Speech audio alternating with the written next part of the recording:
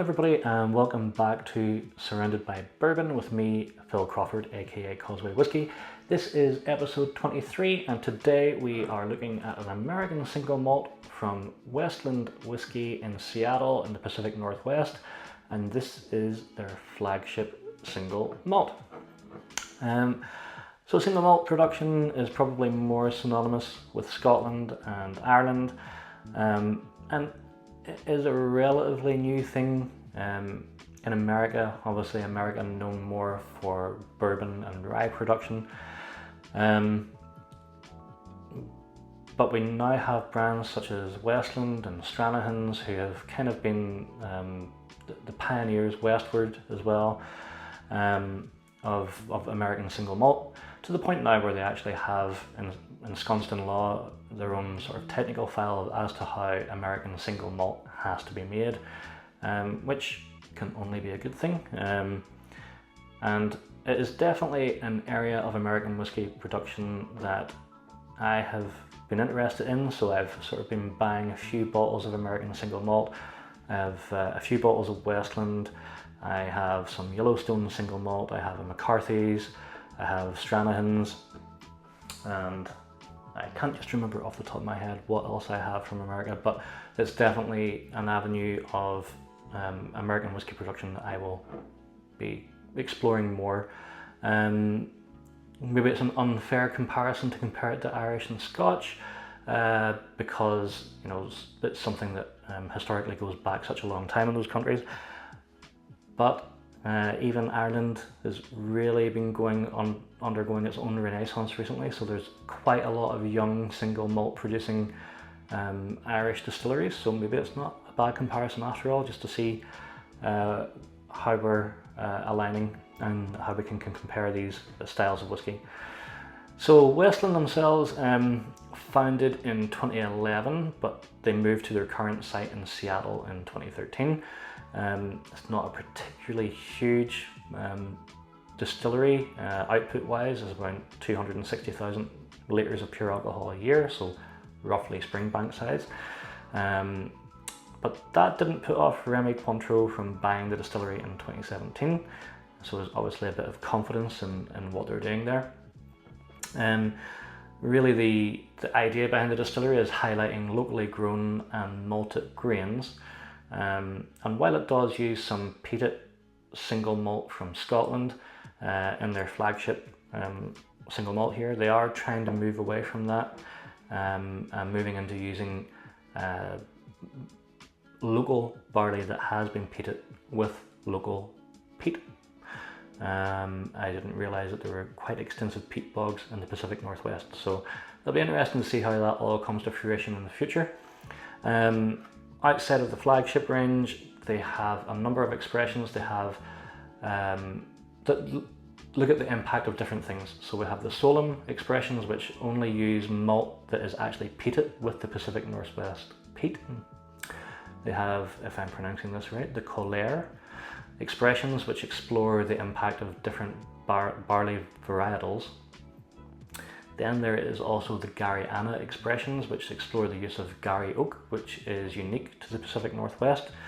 So think a bit like Mizunara, trees that are very difficult to get staves from,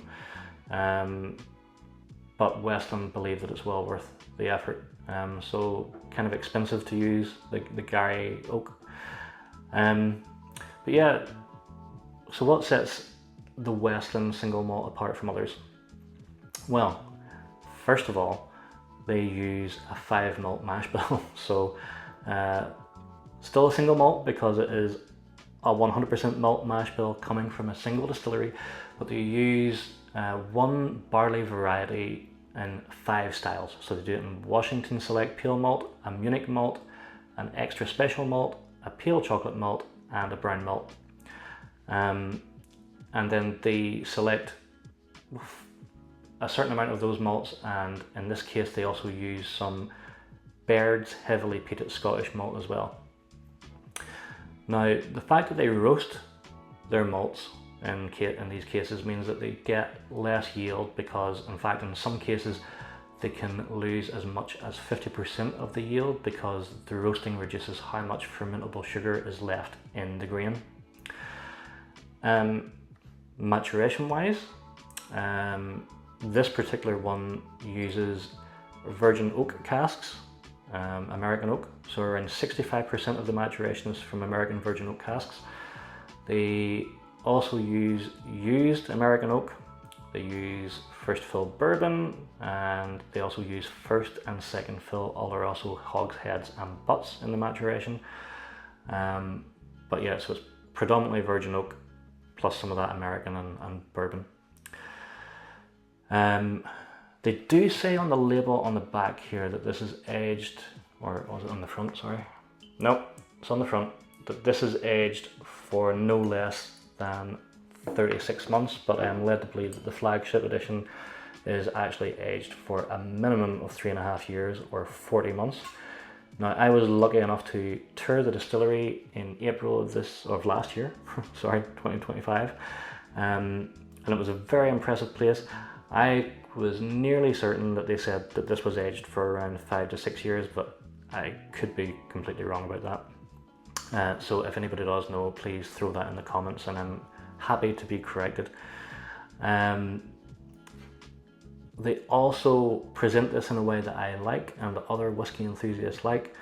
It is natural colour, it is non-chill filtered, so it's just left as it is, apart from being watered down to that 46% or 92 proof. Yeah, so we've got the triumvirate of all things good in whiskey: natural colour, non-chill filtration, and 46% ABV. All good. Now, normally this retails for $60 on their website. I picked this up in my local Total Wine for around $46, which is about £36.75 or €44.50. So let's get into the nose and the palate, and we will see, you know, whether this is actually worth buying, whether this is a whiskey score or a whiskey board. So, nose-wise. So, first thing that strikes me here is just honey and malt. There's cinnamon spice, there's vanilla fudge and orange peel. Quite a lot of orange peel actually. Then you get like that virgin oak spice kick. It definitely comes up to say hello.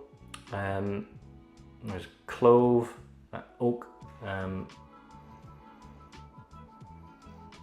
There's also a light waxiness to this, and also then you can just in the background get that gentle peat smoke as well.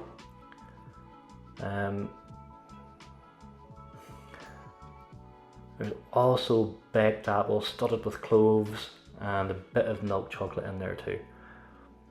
So all in all, this is a very, very nice nose. Let's see what we get palate wise. Some pretty decent oily legs in this, I have to say. They're clinging to the glass pretty well.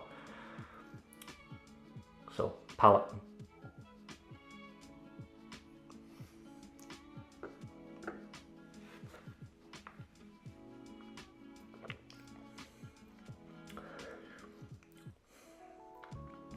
So,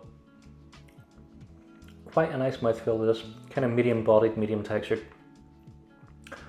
I would say that the virgin oak is very apparent here. When that first sip, there is definitely an oak spice grip on your tongue, right at the front of your tongue. So it is a little hot, there's a little bit of dried chili flakes going on there. Not unpleasant, it's just very apparent that virgin oak has been used here. So let's get back into the second sip and see what else we get.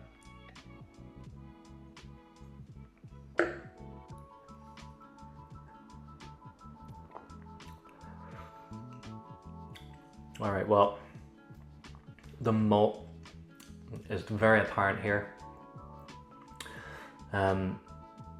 Alongside And I think these different malts, such as the extra special malt and the chocolate malt, you get that chocolatiness coming through. There's black coffee, there's fruit and nut chocolate, those baked apples again, some honey, dried apricots, clove, there's cinnamon. There's a lot going on in this palate.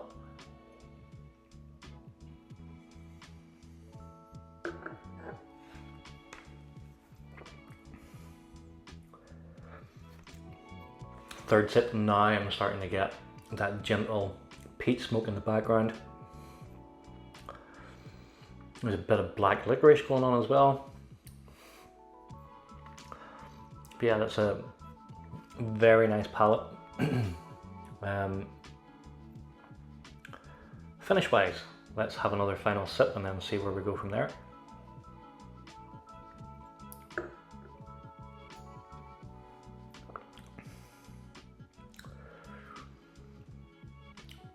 So I think the finish does kind of give away that it's a little youthful.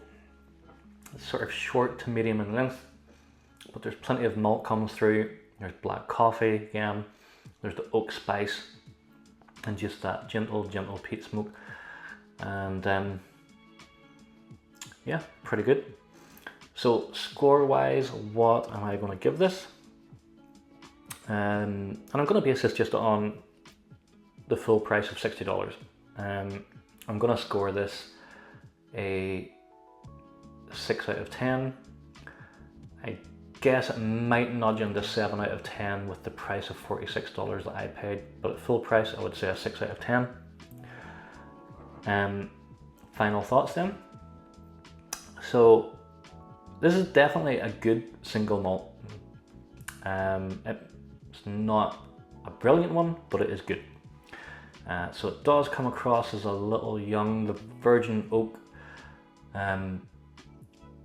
definitely makes this a bit of a spice bomb, but it still delivers plenty of flavour. The natural presentation helps, and to be honest, I would say that this kind of shows up plenty of young Scottish and Irish single malts with the amount of flavours that it actually puts forward.